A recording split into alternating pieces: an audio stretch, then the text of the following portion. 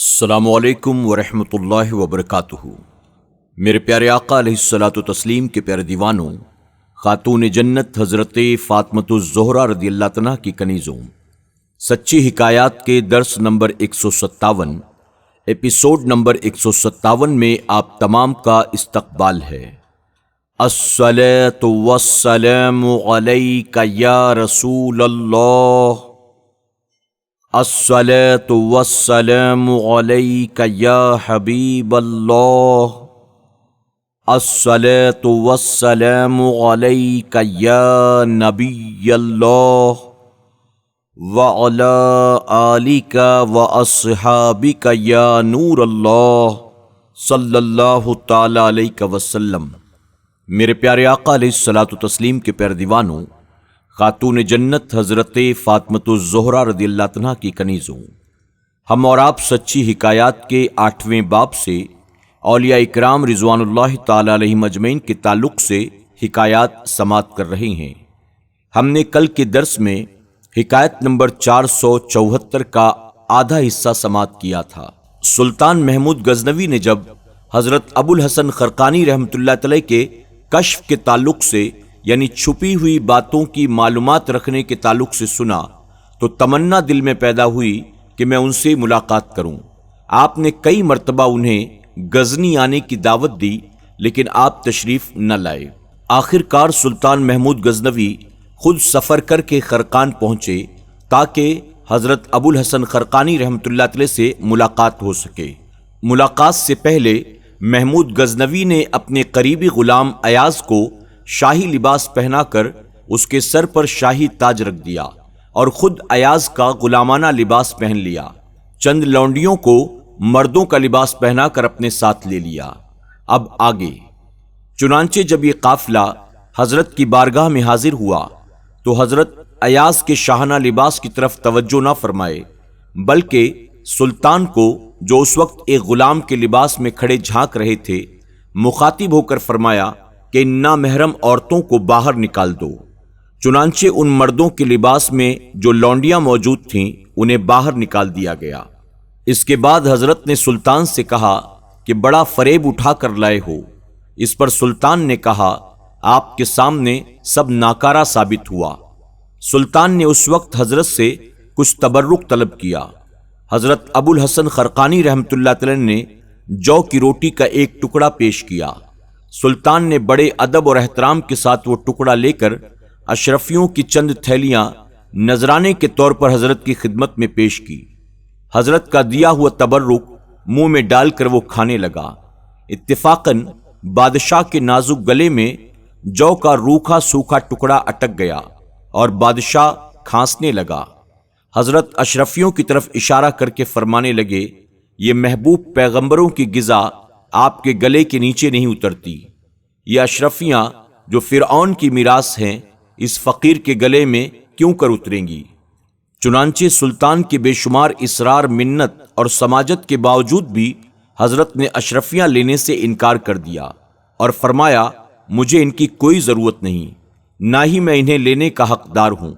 جن کا یہ مال ہے وہی اس کے حقدار ہیں۔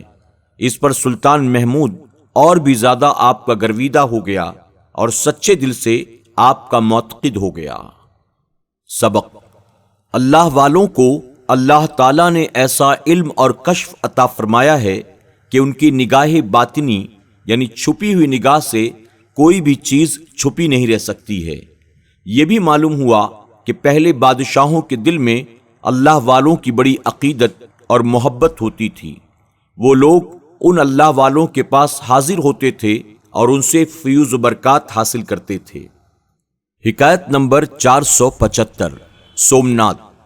سلطان محمود غزنوی رحمۃ اللہ علیہ جو حضرت ابو الحسن خرقانی رحمۃ اللہ علیہ سے بڑی عقیدت رکھتے تھے، جب حضرت کی خدمت میں حاضر ہوئے تو حضرت نے اپنا ایک پیرہن مبارک بطور تبرک آپ کو دیا۔ سلطان محمود غزنوی نے جب سومنات پر حملہ کیا تو اس عظیم لڑائی میں سلطان کا لشکر لڑتے لڑتے تھک گیا، بہادروں کے دل دہل گئے، تلواریں کند ہو گئیں، نیزے ٹوٹ گئے اور تیر ختم ہو گئے۔ ظاہری طاقتوں نے جواب دے دیا۔ اس وقت سلطان محمود غزنوی نے لاچار و مجبور ہو کر روحانی مدد کی طرف توجہ کی۔ لشکر سے علیحدہ ہو کر 2 رکعت نماز نفل ادا کی۔ اس کے بعد حضرت ابو الحسن خرقانی رحمۃ اللہ علیہ کا دیا ہوا پیرہن ہاتھ میں لے کر دعا کی، الہی اس پیرہن والے تیرے محبوب بندے کی آبرو کا صدقہ مجھے ان دشمنوں پر فتح عطا فرما۔ یہ دعا مانگتے ہی میدان جنگ کا نقشہ ایک دم بدل گیا۔ محمود غزنوی نے جواں مردی سے دشمنوں کا مقابلہ کیا۔ یہ تھا حضرت ابو الحسن خرقانی رحمۃ اللہ علیہ کی دعاؤں کا اثر۔ سبق: جب دنیاوی کوششیں ختم ہو جاتی ہیں تو وہاں روحانی مدد کام آتی ہے۔ جو مشکل بڑی بڑی تلواروں اور فوجوں سے حل نہ ہو سکے، اللہ والوں کے کرتے کے صدقے میں حل ہو جاتی ہیں۔ پھر جن پاک لوگوں کے بدن سے لگ جانے والے کپڑے کا اللہ کو اس قدر لحاظ منظور ہو، تو جو بدن ان اللہ والوں سے تعلق پیدا کرے گا اس پر اللہ کی کیوں رحمتیں نازل نہ ہوں گی۔ یہ بھی معلوم ہوا اللہ تعالیٰ کی بارگاہ میں ان اللہ والوں کی بڑی عزت ہے۔ پھر ان سب کے آقا حضور اکرم صلی اللہ علیہ وسلم کی عزت و آبرو، رفعت و عظمت کا کوئی اندازہ کیسے لگا سکتا ہے؟ پھر جو انہیں اپنی مثل کہے وہ کس قدر ظالم ہے۔ حکایت نمبر 476۔ سرور عالم صلی اللہ علیہ وسلم اور غوث اعظم رضی اللہ تعالیٰ عنہ، حضور غوث اعظم رضی اللہ تعالیٰ عنہ فرماتے ہیں، میں نے ایک دن ظہر سے کچھ پہلے جاگتی حالت میں حضور اکرم صلی اللہ علیہ وسلم کی زیارت کی تو حضور اکرم صلی اللہ علیہ وسلم نے مجھ سے فرمایا، بیٹا تم واز کیوں نہیں کرتے؟ میں نے عرض کیا، حضور میں بغداد میں بڑے بڑے فصحاء کے سامنے نہیں بول سکتا ہوں۔ حضور اکرم صلی اللہ علیہ وسلم نے فرمایا، اچھا اپنا منہ کھولو۔ چنانچہ میں نے اپنا منہ کھول دیا تو حضور اکرم صلی اللہ علیہ وسلم نے میرے منہ میں اپنا لعاب دہن 7 مرتبہ ڈالا اور فرمایا، لو اب مجمع میں بلا خوف واز کہنا شروع کر دو۔ چنانچہ میں نماز ظہر کے بعد واز کہنے بیٹھ گیا تو لوگ خود بخود ہی میرا واز سننے کے لیے بیٹھ گئے، یہاں تک کہ بہت بڑی بھیڑ اکٹھا ہو گئی۔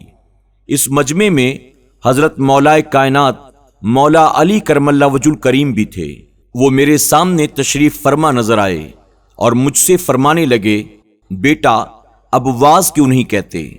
میں نے عرض کیا، حضور اتنے بڑے مجمع میں بولنے کی ہمت نہیں پڑتی۔ حضرت علی کرم اللہ وجہ الکریم نے فرمایا، اچھا اپنا منہ کھولو۔ چنانچہ میں نے اپنا منہ کھولا تو حضرت علی نے 6 مرتبہ اپنا لعاب دہن میرے منہ میں ڈالا۔ میں نے عرض کیا، حضور 6 مرتبہ کیوں؟ تو آپ نے فرمایا، حضور اکرم صلی اللہ علیہ وسلم کے ادب کی وجہ سے، وہ اس لیے کہ حضور صلی اللہ علیہ وسلم نے 7 مرتبہ لعاب دہن ڈالا تھا، میں حضور کی برابری کیسے کر سکتا ہوں؟ یہ ادب کے خلاف ہے۔ حضور غوث اعظم رضی اللہ عنہ فرماتے ہیں، پھر میرے سامنے سے سارے حجاب اٹھ گئے اور میں خوب واز کہنے لگا۔ سبق: حضور اکرم صلی اللہ علیہ وسلم اپنے وصال شریف کے بعد بھی بدستور زندہ ہیں، اپنے غلاموں کے پاس تشریف بھی لاتے ہیں، اور نظر والے خوش نصیب لوگ جاگتے ہوئے بھی حضور اکرم صلی اللہ علیہ وسلم کی زیارت کرتے ہیں۔ حضور اکرم صلی اللہ علیہ وسلم اپنے غلاموں کی آج بھی مدد فرماتے ہیں۔ آپ کا لعاب دہن بھی ہزاروں بھیدوں اور علوم کا چشمہ ہے۔ یہ بھی معلوم ہوا کہ حضور اکرم صلی اللہ علیہ وسلم کے فیض کے صدقے صحابہ اکرام علیہم السلام بھی زندہ ہیں اور اپنے غلاموں کے پاس تشریف لے جاتے ہیں۔ اہل نظر جاگتے ہوئے ان کی بھی زیارت کرتے ہیں۔ ان کا لعاب دہن بھی سینکڑوں راز و علوم کا چشمہ ہے۔ پھر جن کی تھوک ہزاروں جراثیم اور بیماریوں کو لیے ہوئے ہو، وہ لوگ ان پاک ہستیوں کے برابر کیسے ہو سکتے ہیں؟ یہ بھی پتہ چلا کہ سیدنا سرکار غوث اعظم رضی اللہ عنہ حضور اکرم صلی اللہ علیہ وسلم اور حضرت علی رضی اللہ عنہ کی نسل میں سے ہیں، آپ سید ہیں۔ یہ بھی معلوم ہوا کہ حضور غوث اعظم حضور اکرم صلی اللہ علیہ وسلم اور حضرت علی کرم اللہ وجہ الکریم کے منظور نظر ہیں اور ہدایت کے لیے انہی کی طرف سے مامور ہیں۔ آج کے درس میں بس اتنا ہی، انشاءاللہ کل پھر ہماری اور آپ کی ملاقات ہوگی۔ السلام علیکم ورحمۃ اللہ وبرکاتہ۔ سچی حکایات کے تمام ایپیسوڈز کو سننے کے لیے یوٹیوب پر SDI آڈیو پر ضرور وزٹ کریں، سبسکرائب کریں، بیل آئیکن پر کلک کریں اور اپنے دوست احباب کے ساتھ ضرور SDI آڈیو کو شیئر کریں۔